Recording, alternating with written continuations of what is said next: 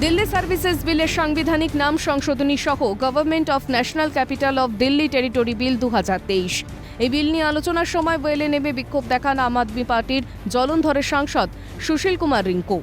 Delhi ordinance বিলের খসড়া ছিঁড়ে দেন তিনি।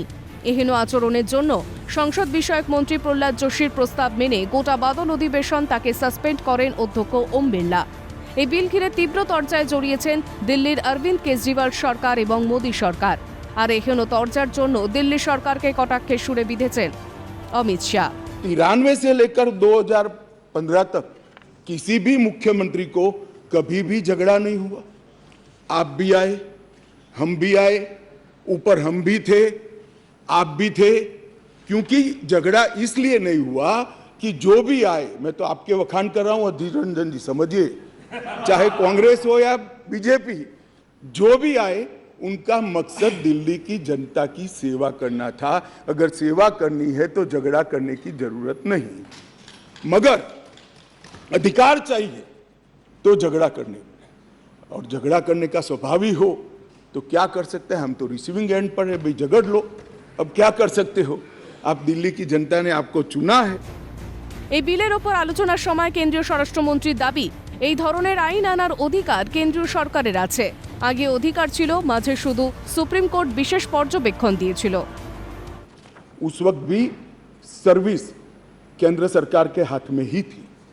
सुप्रीम कोर्ट ने एक इंटरप्रिटेशन किया और इंटरप्रिटेशन कर ये भी कहा कि अगर आपको सर्विस हाथ में लेनी है तो कानून बनाना पड़ेगा, जो अभी हम कर रहे हैं। और रूल्स बनाने के पावर के बारे में किसी सदस्य ने कहा, मैं इतना ही कहना चाहता हूं कि रूल्स बनाने के अधिकार, जो एक्ट बनाने का जिसके पास अधिकार है उसी के पास रूल्स बनाने के अधिकार रहते हैं।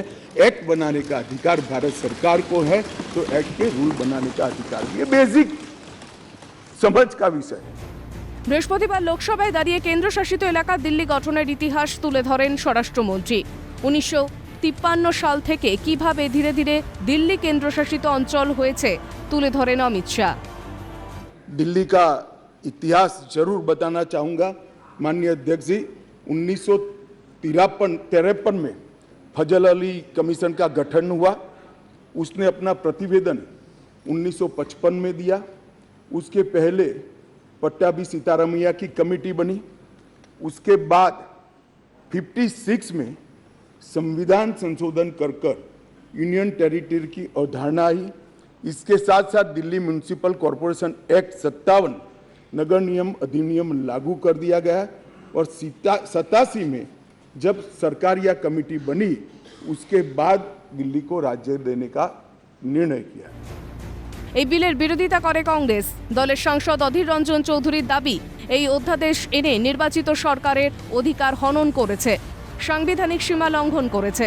এই বিলের বিরোধিতায় সরব হতে দেখা গিয়েছে তৃণমূল কংগ্রেস সাংসদ কল্যাণ বন্দ্যোপাধ্যায়কে। তার অভিযোগ, দিল্লির সরকারের ক্ষমতা খর্ব করতে এই বিল উদ্দেশ্য প্রণোদিতভাবে আনা হয়েছে। কল্যাণ বন্দ্যোপাধ্যায়ের এহেন অভিযোগে আপত্তি তোলেন সংসদ বিষয়ক মন্ত্রী প্রহ্লাদ যোশী। তাকে তৃণমূল সাংসদের সঙ্গে বচসায় জড়াতেও দেখা গিয়েছে।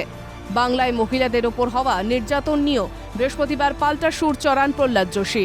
ये कहना चाहते हैं, शुरू में भी कहा था हम लोग कि ये अध्यादेश लाकर केंद्र ने संवैधानिक सिद्धांतों का उल्लंघन किया है और निर्वाचित सरकार के अधिकारों को हड़पने की कोशिश की है। ये संघवाद की बुनियादी सिद्धांतों को कमजोर करता है। सुप्रीम कोर्ट की संवैधानिक पीठ ने 11 मई को दिल्ली सरकार को जो अधिकार सौंपे थे, जिसके बाद केंद्र सरकार ने अध्यादेश लाकर कोर्ट का फैसला पलट दिया है। That it is a targeted legislation, and this targeted legislation has been made for whittle down the power of the present state government, elected by the people at Delhi. Sir, it is a malicious legislation now. It is a very clear from the speech of the Honorable Home Minister. I am not criticizing his conduct. I am not criticizing our conduct. Kindly hear me. I am not criticizing. I am praising her conduct. Then we will have to speak about what has happened in the West Bengal Listen to me, sir. I am praising her conduct. I am right, नहीं Chula. रहेगा। Whatever happened, we will discuss it. I sir. am not- Whatever Hey, is, we God. will discuss on the Shri West P. Bengal, Mithun sir. Reddy. West Bengal में इन लोगों ने महिला के ऊपर जो बैठिए, अत्याचार किया है, बैठ जाइए। इसका भी हम चर्चा इसी बैठिए, बिल में हम करना चाहते हैं, सर। बैठिए। কি এই দিল্লি সার্ভিসেস বিল? কেন্দ্রশাসিত অঞ্চল দিল্লির আমলাদের নিয়ন্ত্রণ কার হাতে থাকবে তা নিয়ে দীর্ঘদিন ধরে অরবিন্দ কেজরিওয়াল সরকারের সঙ্গে বিরোধ কেন্দ্রের। সুপ্রিম কোর্টে এই বিবাদের জল গড়ালে শীর্ষ আদালত জানায় পুলিশ, জমি ও আইন শৃঙ্খলার ক্ষমতা ছাড়া বাকি প্রশাসনিক অধিকার থাকবে দিল্লি সরকারের হাতেই। সুপ্রিম কোর্ট এই নির্দেশ দেওয়ার পরই আপ সরকার দিল্লির এক আমলার বদলির নির্দেশ দেয়। এরপরেই গত 19শে মে কেন্দ্রের তরফে অর্ডিন্যান্স জারি করা হয়। দিল্লির আমলাদের নিয়োগ ও বদলির ক্ষমতা লেফটেন্যান্ট গভর্নরের হাতে থাকবে বলেই উল্লেখ করা হয় সেই অর্ডিন্যান্সে। এবার সেই বিল সংসদে পাশ করল মোদী সরকার। ইন্দ্রাণী দাশগুপ্তের রিপোর্ট, ক্যালকাটা নিউজ।